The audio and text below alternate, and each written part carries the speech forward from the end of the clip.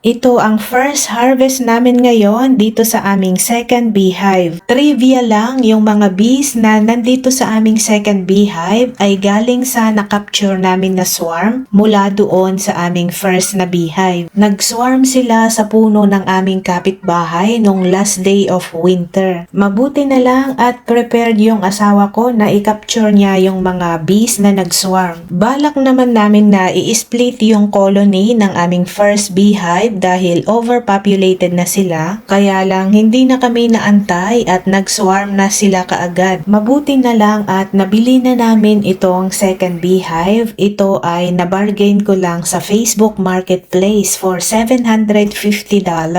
Ang brand new price nitong model na ito ay $1,449 kaya almost naka-discount kami ng 50%. At pag in-order namin ito online ay magbabayad pa kami ng mga additional $50 shipping fee. Itong binili namin sa Facebook Marketplace ay pinick up lang namin. Nag-travel pa kami ng 1.5 hours back and forth pero okay na rin dahil nakatipid na kami sa price at nakapasyal pa kami. Hindi pa naman nagamit nung dating may-ari itong flow hive na ito. Pininturahan lang yung bubong nito at hindi pa ito na-set up. Kaya parang nabili na rin namin siya as brand new. After namin makapture yung swarm ay sinet up na namin itong second hive doon sa kanyang location. Pag bagong set up pa ang beehive, ang ilalagay muna ay itong brood box. Dito magpapadami ng population ang mga bees. Dahil ang priority muna nila ay ma-build up yung honeycomb at i-establish yung kanilang colony. Ganito ang itsura ng mga bees kapag gumagawa sila ng honeycomb. Frameless kasi itong ginamit namin na brood frame kaya yung mga bees na ang gagawa ng kanilang sariling honeycomb. Naglalabas ng maliliit na wax flakes yung mga bees galing sa kanilang wax glands. Kinukuha nila ito gamit ang bibig at nginunguya para lumambot. At saka naman nila ito ihuhulma para mabuo itong hexagon shape na honeycomb. Itong honeycomb ang magsisilbing storage ng kanilang pagkain, yung nectar and pollen. At dito na rin mangingitlog yung queen bee. At napakabilis magtrabaho itong aming mga bees dahil after 2 weeks ay natapos na nilang nalagyan ng honeycomb yung mga brood frames. At pati na rin yung queen bee ay napaka-productive dahil marami na siyang mga eggs at mga baby bees. Kaya in-install na kaagad namin itong super. Dito nakalagay yung mga honey frames kung saan nila i-store yung kanilang extra honey. And 3 months after namin mailagay itong mga honey frames ay napuno na nila lahat ito kaya ito na yung aming first harvest. Isa ito sa favorite family bonding namin, ang honey harvesting. Dahil pwede kaming tumambay at mag-picnic dito sa tabi ng aming beehive habang nag-harvest ng honey. Ang nagustuhan ko dito sa flow hive ay napakadaling mag-harvest at family friendly talaga siya.